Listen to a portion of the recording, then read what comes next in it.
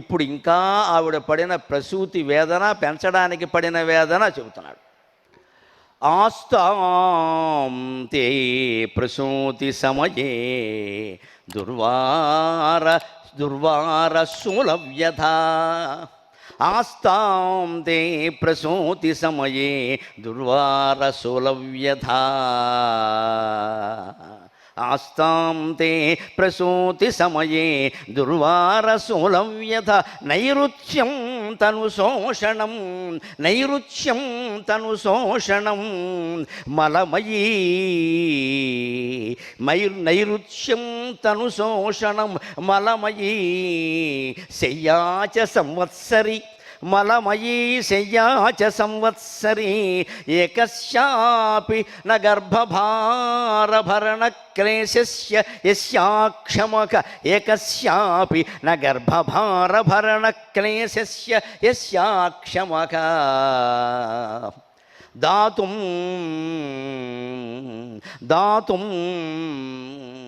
ఉత్తమోపి తనయక. దాతుం త్వాం చ ఉత్తమోపి తనయక. తస్యై జనన్యై నమః. దుర్వార శూలవ్యధ. కేవలం సిజేరియన్ చేసుకున్నంత మాత్రాన తల్లి శ్రమ పడలేదు అనుకోవద్దండి. ఆధునికమైన తల్లులను కూడా మనం గౌరవించాల్సిందే, చూడాల్సిందే. శూలవ్యధ అంటే కడుపు నొప్పి.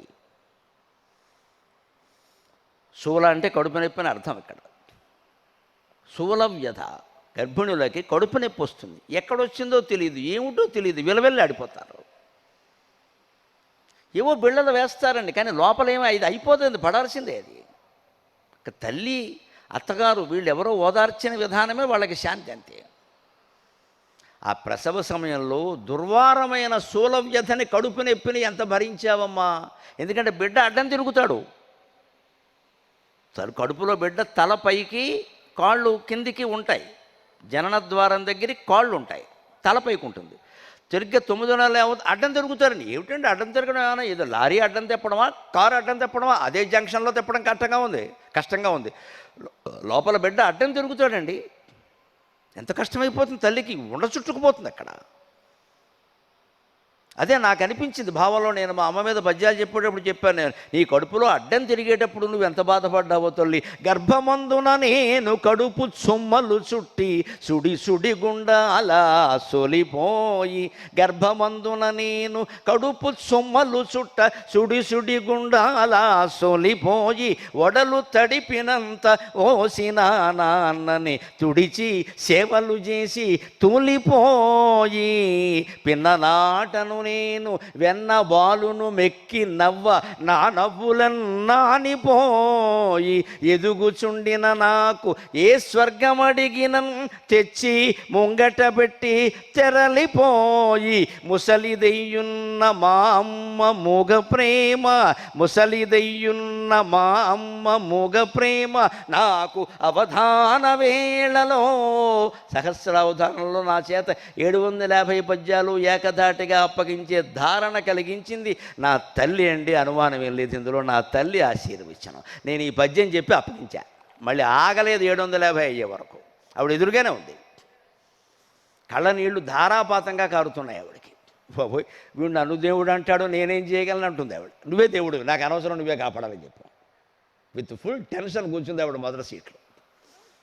నేను 750 అప్పగించాలి. అక్కడ కూర్చుంది మా అమ్మ, ఆవిడని ఆశీర్వదించం. ఆవిడ పెట్టాను నేను. ఆవిడ అలా కూర్చుని, ఆవిడ కృష్ణుడు అంటే చాలా ఇష్టం. కృష్ణ కృష్ణ కృష్ణ కృష్ణ మా వాడిని కాపాడని బదిలీ చేసింది. ఆయన కాపాడాడు.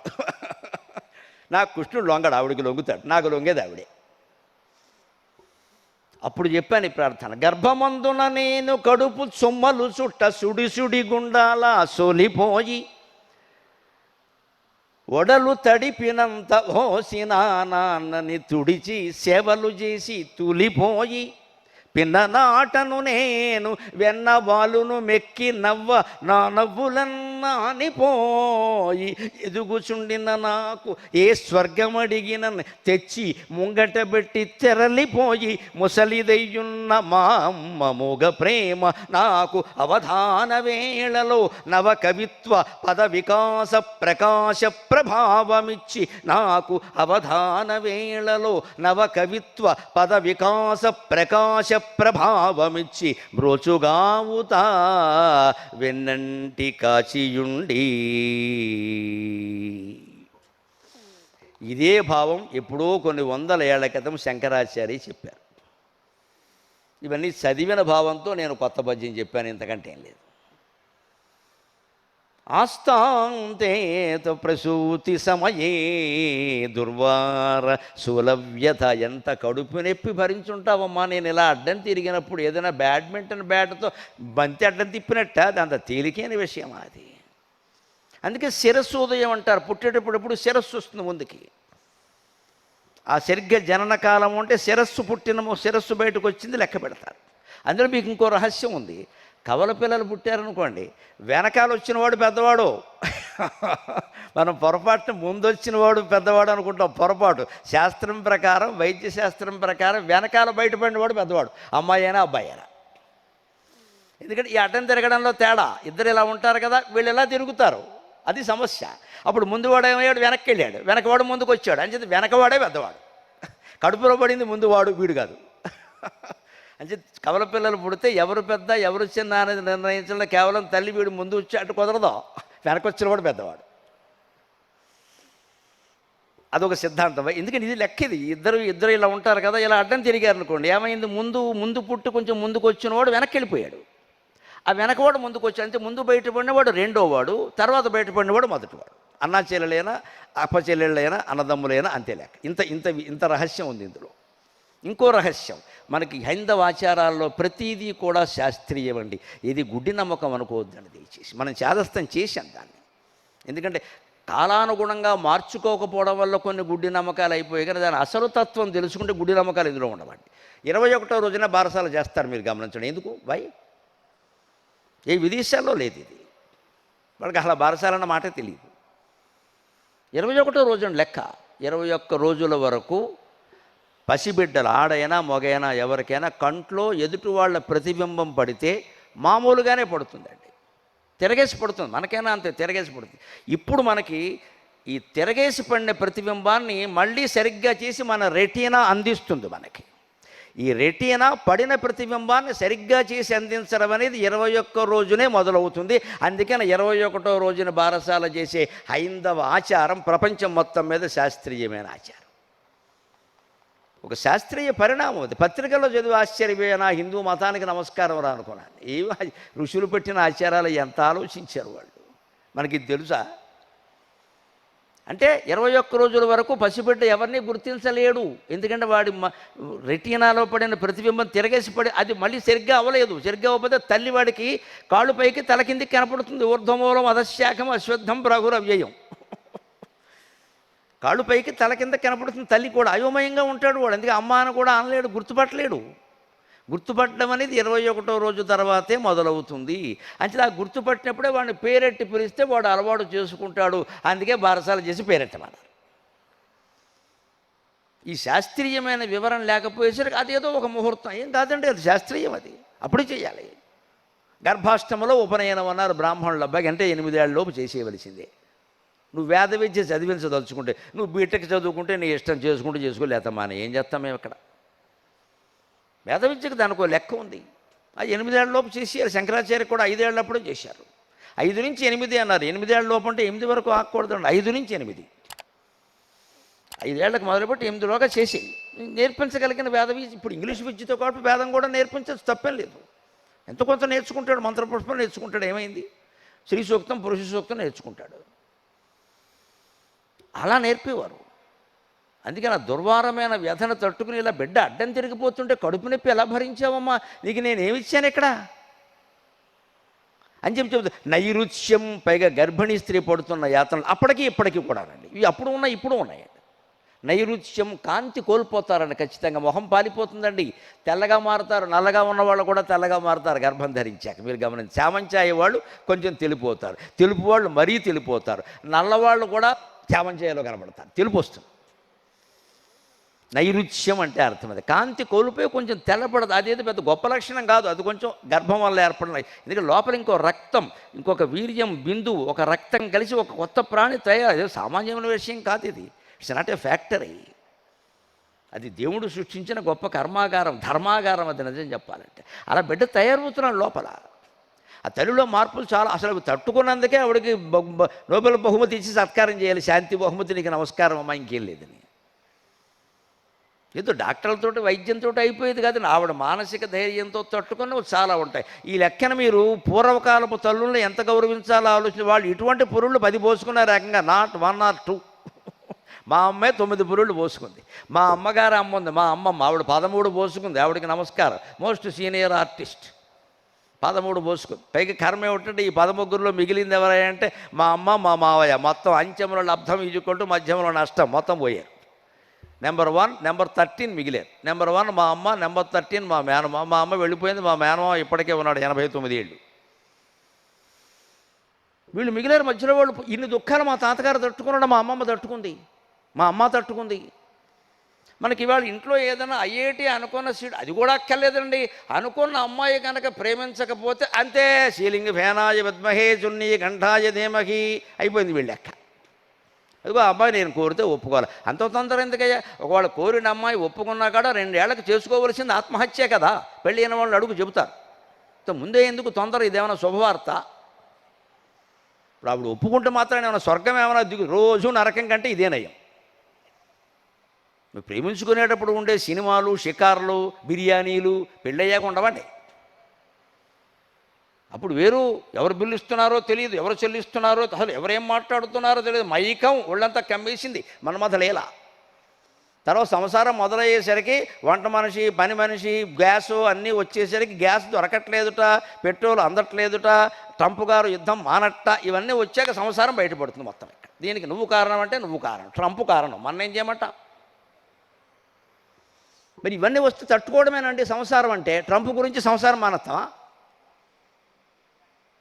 ఎంత పెద్ద యుద్ధం వచ్చినా సరే మన దేశ రాజులు, ప్రధానమంత్రులండి, ఎల్బి శాస్త్రి మహానుభావుడు, లాల్ బహదూర్ శాస్త్రి 65లో చైనాతో యుద్ధం వచ్చింది. తట్టుకోవడం కష్టమైంది. అమెరికా వాడు ఆహార పదార్థాల సరఫరా ఆపేశాడు. ఆ మహానుభావుడు ఏం చేశాడో తెలుసా? వారం రోజులు ఇంట్లో అభ్యాసం చేశాడు. ముందు ఈ వారం రోజులు పగల తింటాను, రాత్రి తినను అన్నాడు ఆయన. రాత్రి మానేశాడు శాస్త్రి గారు, ప్రధానమంత్రి. వారం రోజులు వాళ్ళ ఆవిడకి చెప్పాడు, నువ్వు ఒక పూటే నేను తినేది, 2వ పూట తిన్నాను, మీరు కూడా అలా ఉండండి, లేకపోతే మీ ఇష్టం, మధ్యాహ్నమే తింటాను, రాత్రి తిన్నాను అని మానేశాడు. పూర్తిగా మజ్జిగ దగ్గర పడుకోవడమే. ఆయన పాటించి మనిషి ప్రాణాలు నిలబడతాయా లేదా అనేది చూసి అప్పుడు దేశం అంతా పత్రికల ద్వారా ప్రకటించాడు మహానుభావుడు లాల్ బహదూర్ శాస్త్రి. యుద్ధం ముగిసే వరకు అందరూ వారానికి 1 పూట భోజనం మానేయండి అన్నాడు. అది ఇండియన్ ప్రధానమంత్రి. వారానికి 1 పూట. దాన్ని శనివారం అని పెట్టుకున్నది మనవాళ్ళు. అది వెంకటేశ్వర స్వామి కోసం కావచ్చు, మర్నాడు ఆదివారం సెలవు కాబట్టి కావచ్చు, ఏదో కారణాలు ఉండొచ్చు. కొందరు సోమవారం చేస్తారు ఆ పని. మొత్తం మీద వారానికి 1 పూట మానేయడం అనేది ఎల్బి శాస్త్రి పెట్టాడు. ఎందుకు పెట్టాడు? దేశమంతా ఆహార సమస్య వచ్చింది, ఆహార పదార్థాలు. పోనీ ఇన్ని కోట్ల మంది జనం, అప్పుడు కూడా 40 కోట్ల పైన ఉన్నారు. స్వాతంత్రం వచ్చిన తర్వాత 65, ఇంకా 20 ఏళ్ళు గడిచింది కదా, 50-60 కోట్లు ఉన్నారు. అప్పుడు కూడా 60 కోట్ల మంది 1 పూట భోజనం మానేస్తే చాలా ఆహారం మిగులుతుంది. ఆయన ఆ ప్లాన్ వేసాడు. అంతేగాని నీరసపడిపోయి భయపడిపోలేదండి. దేశ ప్రధానమంత్రి ఏ పార్టీ వాళ్ళైనా సరే హిందూ ధర్మం ప్రకారమే పాలన చేశారమ్మా, వాళ్ళని మనం నమస్కరించుకోవాలి. నిజంగా ఏ దేశం మీద దాడి చేయాల, ఏ సమస్యనైనా సనాతన ధర్మం చెప్పిన శాంతియుత విధానంలో ఎదుర్కొన్నారు వాళ్ళు. అది ఉపాయం. నువ్వు ఎందుకంటే చైనా వాడిని ఆపలేవు, అమెరికా వాడిని ఆపలేవు, నీ పొట్టను ఆపుకోగలవు, 1 పూట భోజనం మారాయి. ఇప్పటికైనా అంతే. మనకు సమస్యలు వస్తే చేయవలసింది. పెట్రోల్ కొరత వచ్చింది, గ్యాస్ కొరత వచ్చింది, మానేయండి. 2 ఆదరవులు వండుకోండి దయచేసి. పెట్రోల్ కొరత ముగిసే వరకు, గ్యాస్ కొరత ముగిసే వరకు పప్పుండి, అందులోకి మెంతిపిండి మిరపకాయలుండి, పనసపట్టు కూరుండి, అందులో గుమ్మడికాయ ఒడియాలుండి, వేసవకాలంకాయ ఆవకాయ ఉండి, అందులోకి వెన్నుండి, తర్వాత మళ్ళీ ముక్కల పులుసు ఉండి, అందులోకి గుమ్మడికాయ ముక్కలు, ములక్కాళ్ళు వగైరా అన్నీ ఉండి, తర్వాత గడ్డ పెరుగుండి, మనం ఆసుపత్రుల్లో ఉంటాం వెళ్ళి. ఇన్ని అవసరమా గ్యాస్ లేనప్పుడు? ఇన్ని అవసరం ఆ పెట్రోల్ దొరకనప్పుడు బయటికి వెళ్ళడం మానేస్తామండి. ఇంత ప్రదేశం ఉంది ఇక్కడ తిరిగితే సరిపోలేదండి, బయటికి ఎందుకు వెడుతున్నారు అసలు? పనుండి వెళ్ళేవాళ్ళ కంటే పని లేక వెళ్ళేవాళ్ళే ఎక్కువ. అనుమానం ఏం లేదు అందులో. ఎవడ హృదయం వాడు ప్రశ్నించుకుంటూ తెలుస్తుంది. బండి కొనగానే షోకేసుకుని వెళ్ళిపోతాడు. ఇక్కడ ఇక నిన్ననేగా సిపి సజ్జనార్ గారు చెప్పాడు, రోజుకి 21 ప్రాణాలు గాలిలో కలిసిపోతున్నాయమ్మా యువరులు, వెరీ యంగ్స్టర్స్ బిట్వీన్ 18 to 25. ఎంత నష్టం జాతికి ఆలోచన చేయండి. రోజుకి 21 మంది, దాదాపుగా గంటకొకడు వెళ్ళిపోతున్నాయండి. 3 కారణాలు చెప్పాడు ఆయన. 1 తాగడం, 2 అతివేగం, 3 ఎడంవైపు నుంచి దాటి వెళ్ళిపోవడం. 3 వ్యక్తి దోషాలే కదండి, వ్యవస్థ దోషాలు కావండి. చట్టాలు మారుతాయి. 3 వ్యక్తి తాగడము వీడి తప్పే, అతివేగము వీడి తప్పే. ఒకవేళ దాటడం అనేది నీకు అనవసరం, వాడి వెనకాల నువ్వు వెళ్ళరాదా, దాటాలి. ఈ లెఫ్ట్ సైడ్ నుంచి ఎలా దాటుతావాయా? దాటేస్తున్నాడు అంతే. ఈ 3 కాకుండా వేరే కారణం ఉంది సజ్జనార్ గారు చెప్పడానికి. అవతల అమ్మాయి కనపడితే ఇప్పుడు మొత్తం బండి పైకి లేపేస్తాడు, నమశివాయ, అది కారణం. అది పాపం ఆయన చెప్పాలా, నేను చెబుతా. ఒకవేళ అమ్మాయి ఎవరైనా కనపడి వీడు బండి లేపేస్తాడు పైకి, పోజు కొట్టాలి కదా. మరి ప్రాణాలు పోతే ఏం కొడతావు? ఇంకా మొత్తం దేహం మిగిలింది. అక్కడ తల్లిదండ్రులు గర్భశోకం. రోజుకి హైదరాబాదు నగరంలోనే 21 మంది తల్లిదండ్రులు అంటే 42 మంది కొడుకులు పోయి ఏడుస్తున్నారంటే ఏ దశలో ఉన్నామని దీని నాగరికత అంటారా? ఎవరికి వారు తెలుసుకోవలసిందే. ఇదేదో ముఖ్యమంత్రులు ఏమైనా చట్టాలు చేస్తే అవుతుందా? అందుకే నేను ఇటువంటి స్తోత్రాల్లో సామాజిక విషయాలు ప్రస్తావిస్తానమ్మా. నన్ను పరిచయం చేసిన వారు ఇవాళ నిజంగా నా హృదయాన్ని ఆవిష్కరించారు, వారి కృతజ్ఞతలు చెల్లించుకుంటున్నాను. నేను విని చాలా సంతోషించాను ఆ పరిచయానికి. నిజంగా నా హృదయాన్ని ఆవిష్కరించారు. నేను ఎందుకు చెబుతా, ఇప్పుడు మొదలుపెట్టి గంట దాటింది. ఉన్న 5 శ్లోకాలు ఇంత చెప్పాల్సిన అవసరం లేదు. ఇక్కడ 1000 పద్యాలు అప్పగించిన వాడికి ఇదో లెక్క. వాములు వేసిన స్వాములారికి పచ్చగడ్డి పలహారం అని తాపత్రయం. అలా ఏంటంటే పేపర్లో చూసాం, కనీసం ఈ మీటింగ్లో చెబితే ఇదిగో 1000-2000 మంది కనపడుతున్నారు. ఒక 20 మందిలో మార్పు వచ్చినా మంచిదే. మనం మంచి మాట చెబుదాం. ఏమైంది? స్తోత్రాలు ఎవరైనా చెబుతారు, పెద్ద విషయం అది. ఒక పూట భోజనం మానేస్తే ఆహారం సమస్య తీరిపోతుంది. బయటికి ప్రయాణం మానేస్తే పెట్రోల్ ఖర్చు తగ్గిపోతుంది. అవసరం లేదు మనకి. 4 ఆదరవులు వండుకోకుండా 1 ఆదరవు 2 ఆదరవులతో సరిపెట్టుకుంటే గ్యాస్ అంత అవసరం లేదు. అన్నీ చేయొచ్చు మనం ఇక్కడ. ఏమాంతం అలవాటు పడ్డాం. ఏంటి అలవాటు పడ్డావు? మానేయి. అలవాటు పడ్డం ఎలా అయితే అలవాటు అయిందో 21 రోజులు మానేస్తే అది కూడా అలవాటు పడతాం, మానేయడం కూడా. ఇది మన క్రమశిక్షణ. కేవలం ఆధ్యాత్మిక విద్య అంటే మీరు అదేదో పుణ్యం కోసం అనుకోండి, జ్ఞానం కోసం అండి. మనకి జీవితాలు బాగుండనప్పుడు దేనికి ఇవన్నీ?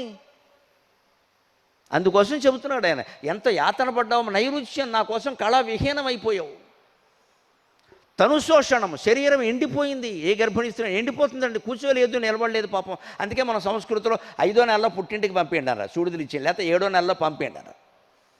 లేకపోతే ఈ మొగుడాడు తిన్నగా బాత్రూంలో నీళ్ళు ఎట్టావా అంటాడు. అది ఇంత లవ్ బకెట్ ఎవడు పెడతాడు అక్కడ? పూర్వం అలాగే ఉండేది, ఇప్పుడు ఎవడు పెట్టట్లేదు. అందరి కర్మ గాలింది, వాళ్ళే పోసుకుంటున్నారు. పోసుకో అంటారు అంతే. అక్కడ పైగా నీళ్ళు ఎట్టాల్సిన పని ఏముంది? హీటర్, స్విచ్, కుళాయి అన్నీ ఉన్నాయి, అన్నీ పోయాయి. ఇప్పుడు తిరగబడింది మొత్తం అంతగా. భార్యలకే భర్తలు సమస్త సపరీలు చేస్తున్నారు. నమశివాయ. కలియుగం అంటే అంతే. చేసుకోండి, ఏం పోయింది? ఏదే సంసారం బాగుంటే అయిపోయాయి. ఏ పెత్తనం అయితే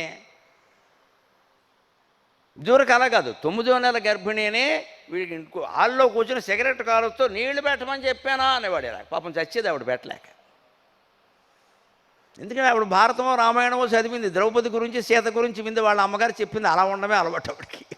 పాపం ఆయన పైగా దాన్ని ఏమనుకునేవాళ్ళు అంటే, పూర్వం కొందరు నా నోట నేను విని ఎంత పాపం అమ్మాయి కుర్రవాళ్ళు అంటే, ఆయనకి ఏమిటో నేను పెట్టందే నీళ్లు కూడా పోసుకోరు అనేది పాపం ఆవిడ.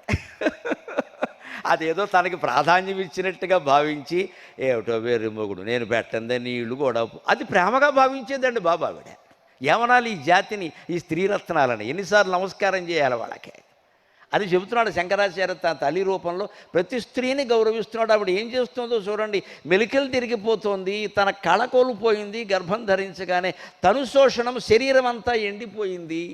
అంతేకాదు, పుట్టిన తర్వాత ఏమైనా సుఖపడిందండి? బిడ్డ పక్కలో ఉంటే మలమయీ సంవత్సరీ, మలమయీ శయ్యాచ సంవత్సరి. 1 ఏడాది పాటు పక్కనే ఉంటాడు బిడ్డ. అక్కడే మలం, అక్కడే మొత్తం. ఎప్పట్లాగా డైపర్లు లేవండి. రోజుకు 3 డైపర్లు అవతల బారేస్తున్నారు. ప్రపంచం పోతే మనకేమని. పైగా దీనికోసం ఈ డైపర్లు మార్చడానికి అమెరికా పెడుతున్నారు పెద్దవాళ్ళు. నమశివాయ. నేను అమెరికా వెళ్ళినప్పుడు ఒకసారి విన్నా, నాకంటే ముందు ఒక 65 ఏళ్ళ ఆవిడ ఉంది. వాడు ఏమంటున్నాడో తెలుసా, లోకుకట్టి డైపర్ వీసా అన్నాడు. అది డైపర్ వీసాట ఆవిడది. ఇవి డైపర్లు మార్చడానికి ఎడుతుంది అక్కడికి అమెరికాలో, లేకపోతే ఏం పని ఇవిడికి? ఈ ముసలాళ్ళని ఎందుకు పిలుస్తారంటే డైపర్లు మార్చడానికి. అది కూడా మన వాళ్ళు చాలా తెలివైన వాళ్ళు. తండ్రిని పిలవరమ్మా, తల్లిని పిలుస్తారు చాకిరీకి. నాన్నగారు మీరు ఇక్కడ ఉండలేరు, ఇవిడు వస్తే గొడవ లేనిపోయింది, డిసిప్లిన్ అంటాడు. పని అమ్మ కావాలి, ఎందుకంటే చాకిరీ అన్నీ తుడవాలి కదా. ఎందుకంటే మనవరాలకు కూడా తుడిచి, ముని మనవరాలకు కూడా తుడిచి, ఇవిడు చేసిన పాపాలు పుణ్యాలు ఎప్పుడు తుడుచుకోవాలి? ఇక ఈ జన్మకు మోక్షం లేదా వాళ్ళకి.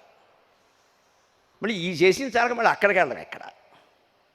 పోనీ అది కూడా కొందరి కర్మ వేరుగా ఉంటుంది. వీళ్ళకి ఇష్టం లేని పెళ్ళి, వాడు కులాంతరమో మతాంతరమో చేసుకుని పోతాడు, వాడి పిల్లలకి మనం సేవ చేయాలి. దీన్నే అధిక మాసం తద్దినం అంటారు.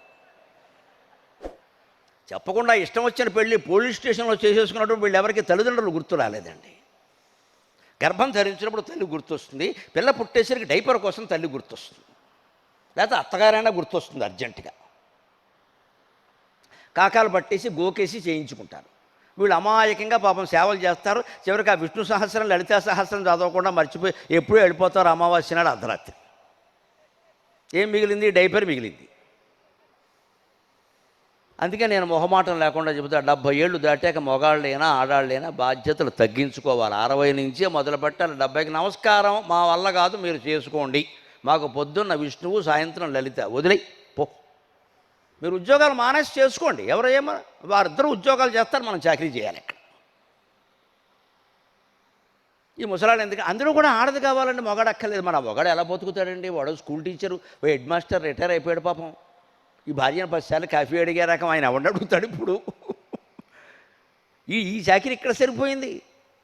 ఇవన్నిటికీ పరిష్కారం అండి ప్రేమ, మమకారం, బాధ్యత. అది పరిష్కారం ఉంటే అన్నీ అవుతాయి, అభ్యంతరం లేదు.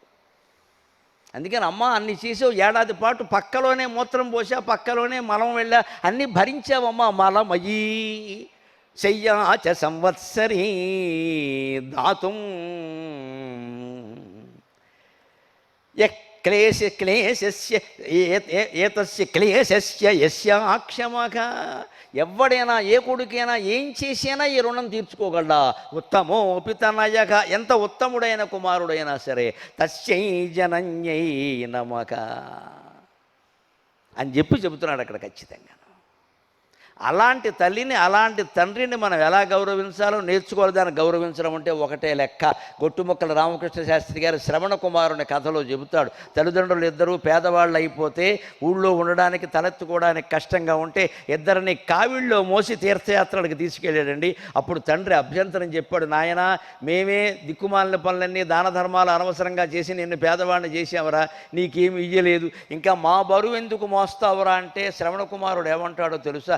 నన్ను నిన్నాళ్ళుగా స్వర్ణడోలికలలోనన్ బెట్టి అత్యంత పావన వాత్సల్యము మీర వెంచితిరి, మీ వంతయ్య నా వంతు వచ్చినది, ఈ మాత్రము తల్లిదండ్రులను సంసేవించి చేయూతనీయని వాడు ఎట్టులు పుత్రకుండగును నాన్న మీరలే చెప్పుడీ.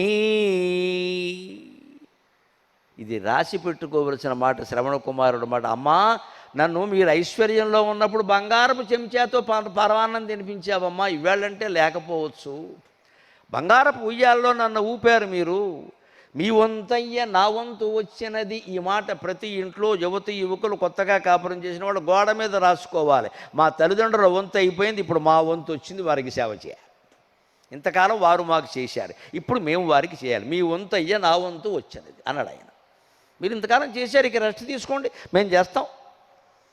ఈ మాత్రము తల్లిదండ్రులను సంసేవించి చేయూతనీయన వాడు ఎట్టులు పుత్రకుండగును నాన్న మేరలే చెప్పుడి అన్నాడు. అది తల్లిదండ్రుల నుంచి రుణ విముక్తి అంటే అర్థం. అది లేకపోతే ఏం జరుగుతుందో చెబుతానండి. గరుడ పురాణంలో చెప్పిన మాట, శాస్త్రాల్లో చెప్పిన మాట, తల్లిదండ్రుల రుణం పిల్లలు తీర్చుకోకపోయినా, లేదా ఇతరుల రుణం మనం తీర్చుకోకపోయినా మళ్ళీ చచ్చినట్టు వాడు కడుపున పుట్టాల్సిందే. అందుకే తెలుగులో సామెత, చచ్చిని కడుపున పుడతా అంటారు. మళ్ళీ ఇదేందుకు గొడవ అంటే, రుణం తీర్చుకోలేదు ఏం చేయమంట, మళ్ళీ ఇంకో జన్మెత్తాలే. మళ్ళీ సరైన కౌంటీ, మళ్ళీ 10,000 1040లో 2057 అపార్ట్మెంట్. ఎందుకంటే 357 వాడికి 257 వాడు బాకీ తీర్చుకో. 3 కోట్లు ఎట్టుకుని 6 కోట్లు సేవ చేయి. మళ్ళీ సరైన కౌంటీకి ఎందుకు వచ్చి ఇక్కడే బాకీ పడ్డాం అంతే. ఇది కౌంటీ అంటే కౌంటింగ్ బాగా ఉంటుంది ఇక్కడ. అన్నీ అమెరికా పేర్లేండి. కౌంటీ ఎక్కడ ఉంటుందండి? అమెరికాలో ఉంటుంది. ఇక్కడ పెట్టేశారని పట్టుకొచ్చి వీధి సందు అన్నీ పోయాయి. కౌంటీ అమెరికా రావాలి మనకి.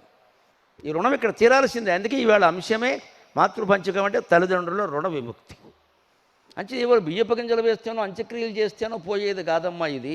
నువ్వు ఏడిచిన ఏడుపులు ఏమైనా సామాన్యమైనవా నా కోసం? అవన్నీ అలా ఉంటాయి. అందుకే యువతరానికి ఒక మాట చెబుతున్నానండి, ఒక్క మాట దయచేసి అర్థం చేసుకుందాం.